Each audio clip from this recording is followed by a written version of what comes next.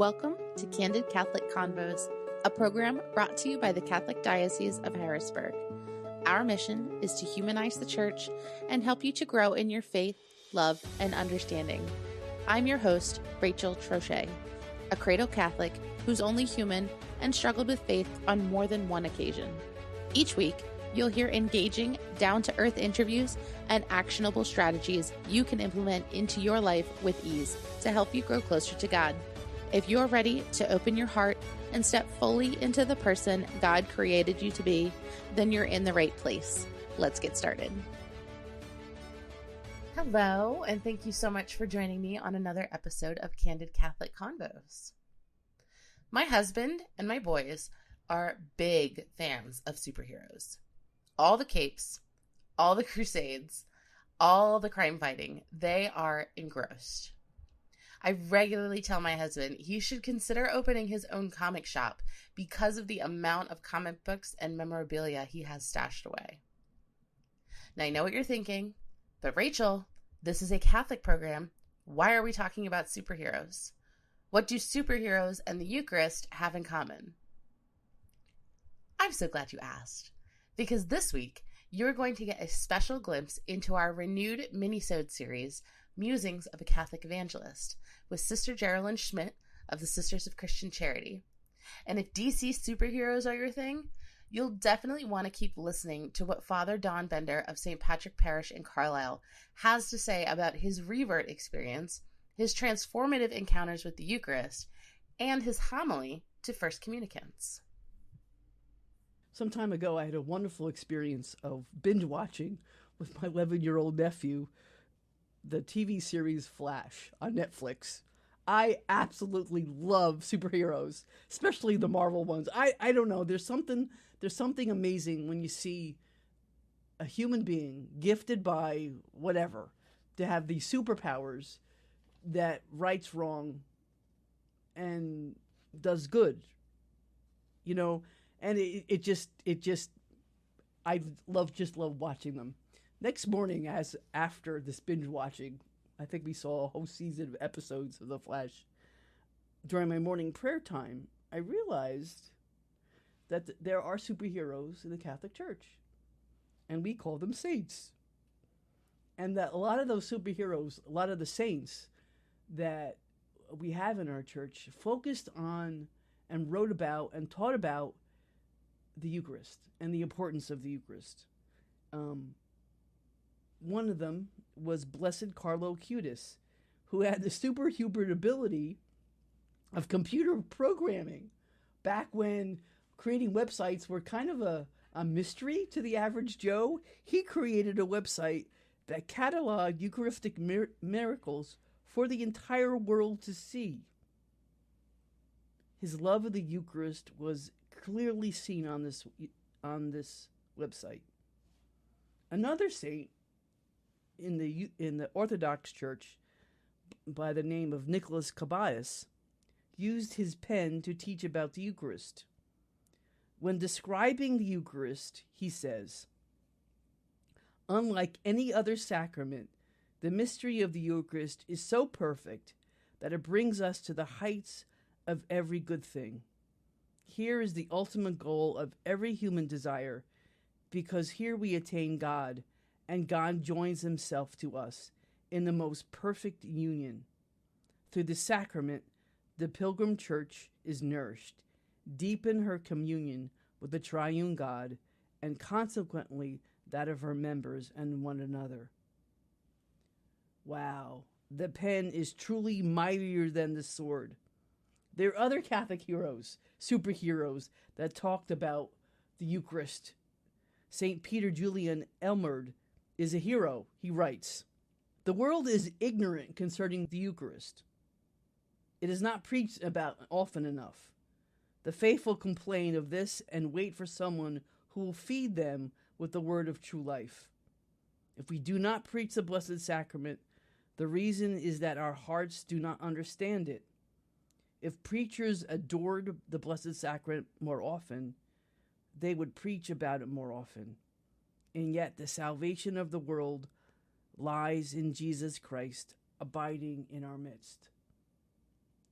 I think our world needs superheroes that love the Eucharist.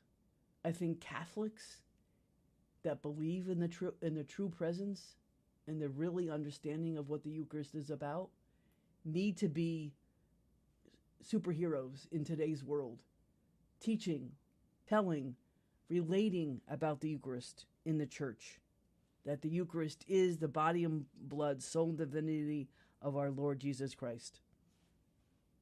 So put your superhero capes on and your toolbox and get out there and become the superheroes that your baptism is called you to be. Father Don, thank you so much for joining me today. I'm really excited to have you on the program and be able to ask you some of these questions. Would you mind telling me a little bit about yourself? Okay, well, there's a lot to tell, but I'll keep it pretty brief. I'm from Lancaster County, Pennsylvania. I grew up in a small kind of rural town, Ephrata, Pennsylvania. It's kind of historically known because one of the first monastic communities was in Ephrata, but not Catholic. They were Anabaptist, actually. The Ephrata cloister is kind of the trademark of the town, but it's more rural than urban, and so a lot of farming areas around it. Grew up, my dad's side of the family was a farming family. He worked making farm machinery in a factory all his life. And so, again, that's kind of my roots, the Ephrata, Lancaster County area. Grew up Catholic. Long story, really short. Left the church for a while. Was Mennonite. That's a whole other conversation. For a while. Came back to the church. So in Catholicese, I'm known as a revert because I reverted back to the Catholic faith after being away for a while. And then my conversion back to the faith follows along with my vocation to the priesthood. And so not longer after I came back to the faith, I entered seminary, became a priest. So I'm an older vocation. I entered seminary at like 39 years old. And so I have a little bit of other worldly experience. I spent 13 years in the tourism business industry for a while. I graduated college with a teacher's degree and I substituted for 5 years in that area. So a little bit of a quirky background prior to priesthood.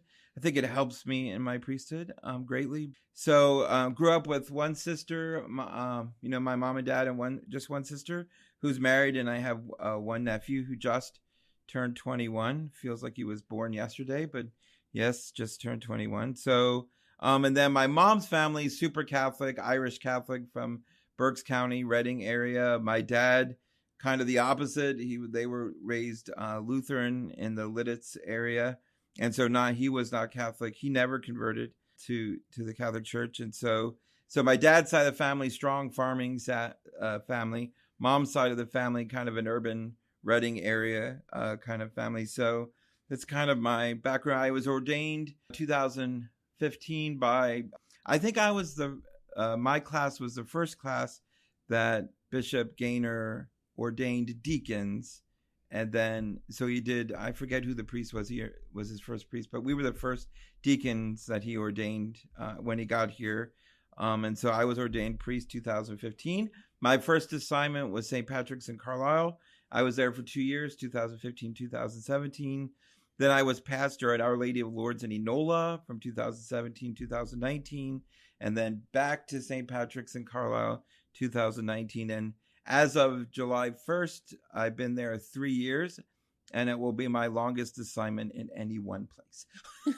So I guess that's me. I like, if you ask the kids at school, I like comic books and superheroes. I like to go to the movies.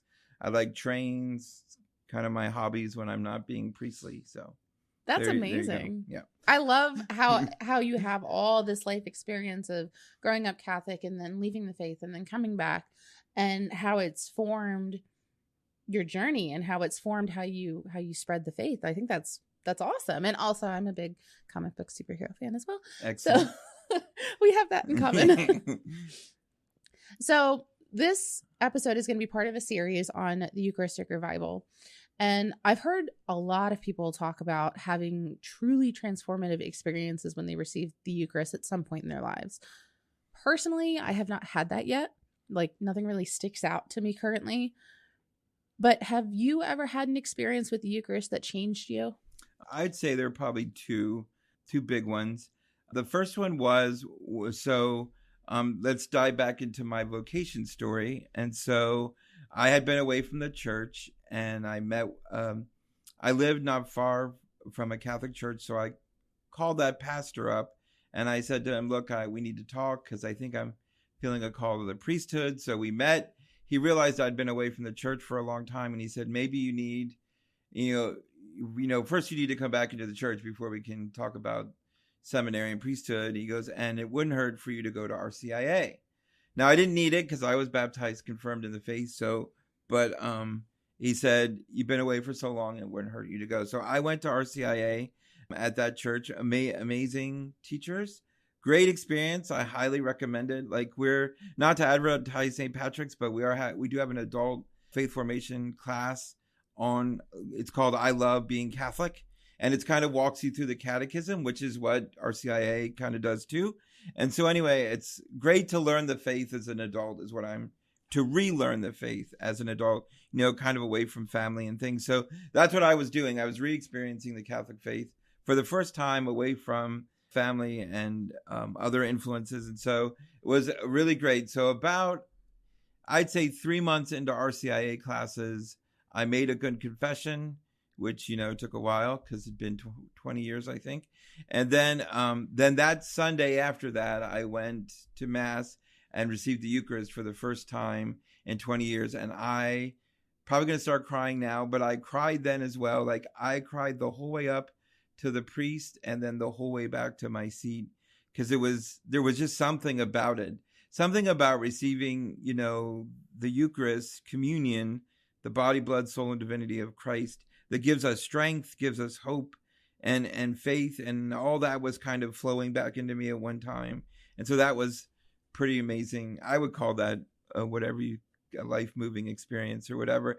The second one this was 5 years ago. St. Patrick's in Carlisle went on a pilgrimage to Lourdes and Fatima. And on that pilgrimage, we stopped at a little church that had a Eucharistic miracle. And so they had a monstrance with a communion host that was bleeding or had bled or was congealed with blood. And we could walk right up to it and see it. And it was overwhelming. Like, it was just overwhelming. And I think everyone would say the same thing, has said the same thing, who experienced it. There was just kind of an overwhelming sense of faith and holiness and like heaven in that space. And so it was kind of really great. Those are two really great moments with the Eucharist, I think, that I've had. There you go. That's pretty incredible. Yeah. I remember when I was in school, there was a deacon that used to come to our 8th grade class right before confirmation. He used to come in weekly and talk to us about stuff like this. And he had told us about an experience that he had where he saw, or what he thought he saw, it bleeding when he was in adoration. And I remember going, that's just wild, but it's got to be pretty powerful to see it. And maybe one day I will get to have an experience similar to that. Yeah, that would be awesome. For people listening who might not be Catholic or might have stepped away from the faith, can you expand on what does the Eucharist mean and why is it called that? Is there a difference between Eucharist and communion? For example, like, why is it called First Holy Communion and not First Holy Eucharist? Okay, that is a great question. I have no idea. No, no, that's horrible. That's not true. I have an opinion. But the first part of that question is easy. Eucharist means thanksgiving, and so part of that is, something in my church that I've been really trying to emphasize is why we come to Mass. It is not for us. It is not for us to feel good. It is not for us to get something out of it. It is for us to give thanks to God for all that He does for us. And the culmination of that thanks is Thanksgiving. That culmination of that worship service, that Mass, is the Eucharist. So we're saying thanks to Him for all he does in our life and all he will do. And at the end of that, he's saying, here is me, take me with you so that you can do my work in the world. And so like, it's like an exchange of gift, right? So, you know, when we come to Mass and we say, man, those songs really don't do anything for me. Well, they're not supposed to do anything for you. There aren't songs for you. They're songs to give thanks to God for what he's done in our lives. So if we listen to the words, and our music directors are very good, they have picked songs that do that, and songs that are particular to that Sunday's reading sometimes, or themes and sometimes like that. But so Eucharist really is a thanksgiving to God for all he has done in our life. And then we receive that to go out. Now, the difference between First Holy Communion and First Holy Eucharist. So I think let's call that a mystery of the church. The Catholic Church embraces mystery, and here is one of them. But I mean, again, like if you think about maybe First Holy Communion, because she sent me these questions ahead of time, people, just so you know. And so I thought about it. I said, well, maybe they use the word communion, especially in First Holy Communion, because to remind the children that they're becoming a part of a greater family experience in the Eucharist, and that the receiving of the Eucharist isn't just for them, but for the whole church family to participate in. And now they get to be a greater participant in that communion. And so I can see how that word would be important to emphasize and stress, but I think it's synonymous with Eucharist. You could exchange it. To be honest, we say First Holy Communion at St. Patrick's, but you could probably say First Holy Eucharist too. But more people understand communion, I think, than that Greek word. What is that Greek word? I don't know. But anyway, so that's my take on that question. No, I appreciate that. And that makes so much sense. And I really loved how beautifully you put that it's an exchange, that going to church is an exchange of thanks and a gift. And when you put it that way, it makes the argument of like, well, the music's lame at church. Like why does it always sound? But it makes so much sense that it's not for us. I mean, like, God, that makes so much sense. So I really appreciate your insight on that. So what does it mean when we say that Jesus is truly present in the Eucharist? Oof, that's a big one. That's a big one. Because that's where there's some division in our family, right? That's where some other Protestants go, whoa, you know, and say that like that's too much, blah blah blah. And so I thought about that question a lot when I looked over it, and so I want to re-emphasize the fact that the Catholic Church truly embraces mystery, which is one of the things I love about the Catholic Church. I love to be able to say the phrase, yeah, I don't know, and I ain't gonna know until I get to heaven, because it's just mystery. And so this is one of those mysteries, I think, that we just need to have faith in, right? That's where the church really comes in. Like St. Pope John Paul II taught us that faith picks up where reason leaves off. And so this is one of those exchanges of reason and faith, that we may not understand what actually is going on in that little communion host, but it is becoming the body, blood, soul, and divinity of Christ. And I have no idea how that, like, I don't know why I have a little idea how that happens, but like just the fact that it is that is just kind of a mystery to me, and something I don't think I'll fully understand till I get to heaven and am face to face with the Almighty. But that is where our faith needs to pick up where our reason left. So our reason says to us, no way, like that's wheat and water and, you know, gluten or whatever, and it's always going to be that. And I just can't believe it turns into anything else. That's our reason. But our faith comes in and says, no, John 6 teaches us that it is not. You know, the Last Supper teaches us that it's not.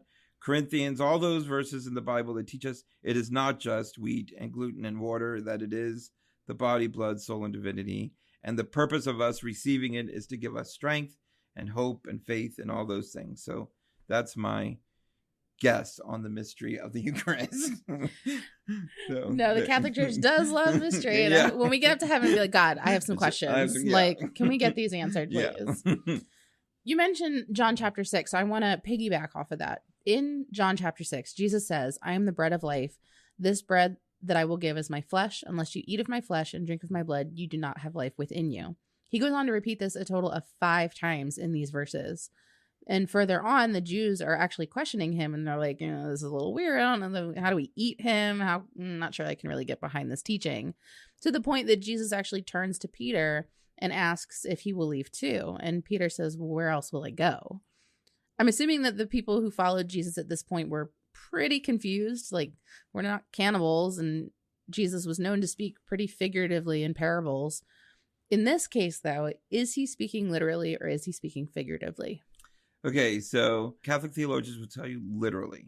Okay, and there's a couple reasons for that. Like, there's some wording in the Greek that Jesus is reading where it translates as gnawing or chewing. And so you're like, oh, that kind of sounds literal to me, that he wants us to eat and gnaw at it. And so, yeah, I can see some confusion, right? But the end of John chapter 6 is one of my favorite proofs that what he said in 6 was literal, not figuratively. Because in the end, there are people who are like, whoa, just too much. I'll see you later. And they leave. And Jesus doesn't say, hey, wait, I meant it figuratively. I meant it as a symbol. Please come back. He doesn't. He lets them go. Because this is something he needs them to believe literally. And he's speaking truthfully about it. And so if they're not ready for it, then it's your time to leave. He didn't, like, if it would have been something figurative or symbolic, I feel like he would have said, hey, whoa, don't leave. Let me explain, because just kidding. Yeah, just kidding. Or like, no, let me sit down with my apostles. Like he did that before, like with, I'm being really bad at my Bible right now, but there were some parables the apostles didn't understand. And so like he says, okay, let me sit down with you and explain to you the meaning of the parable because I need you to understand it. He didn't do that here. He was like, nope, this is it. This is what it is. Believe it or not. Like believe it and stay, or don't and leave. And then like, I love Peter's response. Like, where would I go? Like what? Like I've been with you, for 6 chapters now. Like why would, and I think that's why, like, I think Jesus had waited till a moment in the ministry where he was like, okay, they really believe in what I'm saying. They want to follow me. So now I'm going to drop the mic and see where things fall. And he let them fall. Like he let some leave and some stay. And the 12 were like, we're anchored. We're going to see this to the end. And so I think that's just kind of, I think he said the way the ending of that chapter ends defines that it's literal, not figurative, because he just kind of let them choose their path and let them be on their way. And we need to be like that in faith. Like we can't hope to convert the whole planet with, a few words. Like we need to plant seeds. We need to share the faith with love and see where it takes them. We can't force it on them or push it on them. Like he could have said, please come back and let me explain more. But he was like, no, this is something you need to sink your teeth into. That's figuratively. And just kind of soak in on it. And we need to do that as well. We have to hope that there'll be conversion, but we can't push the conversion or force it. And so there we go. Is that a good answer? No, absolutely. It makes a lot of sense because You're right. Like there are plenty of times where he's like, all right, hold up. Let me break this down a little bit further for you. But instead he's lets people come to the conclusion on their own, which I guess makes a lot of sense for people who are converts and reverts of like, he throws the breadcrumbs out there, but it's our responsibility to pick them up if we so choose. Yep. So that makes a ton of sense. Back in the day, a long time ago, I was an altar server. So I've seen the wafers we used for communion, at least at the time. They came in a big plastic bag and we put them in the ciborium, which, fun fact, I had no idea what that holder thing was called. I had to call up one of the deacons in the building and say, I can't call it the holder thing. So it is ciborium. Called a ciborium, yep. But we used to put them in there before Mass. So when does the wafer stop being a wafer and actually become the body of Christ? Okay, that is a great question, because it never stops being a wafer. So it's always a clump of wheat, water, and gluten. Like it's always that. But at one moment, it is transformed but not changed, into the body and blood of Christ. When does that happen? Oof, okay, so there's a lot of, I don't want to say debate, but theories on it. But it absolutely happens during the words of consecration. And that's for sure. Like I was in youth group a couple weeks ago, and I brought the Roman Missal with me. And I thought, wouldn't it be fun if not everyone sees that big red book that we use on the altar, the words in it. I thought it would be neat to show them. So in that big red book that no one ever gets to see the words in unless you serve in the altar or walk by it, those words of consecration are in all bold caps. So it's kind of like the church saying, look, these words are important. Don't mess them up. Like, you can maybe mess up the other words, but don't mess these words up. And so that kind of freaks me out and scares me. And so I always read them because I don't want to mess them up.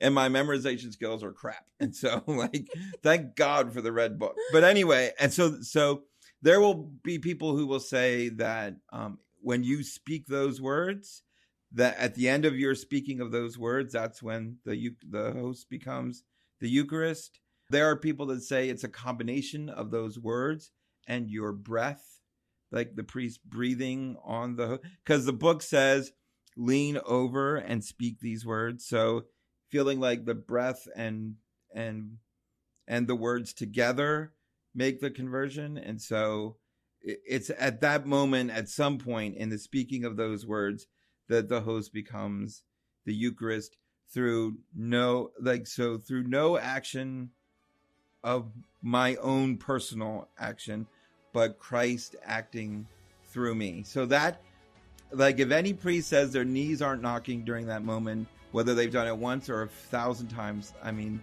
my knees are, I'm 7 years a priest and my knees still knock during the consecration. We've unfortunately run out of time, but if you'd like to hear the rest of this episode, you can listen to us anytime on Spotify under Candid Catholic Convos, or you can download this episode from our website at hbgdiocese.org.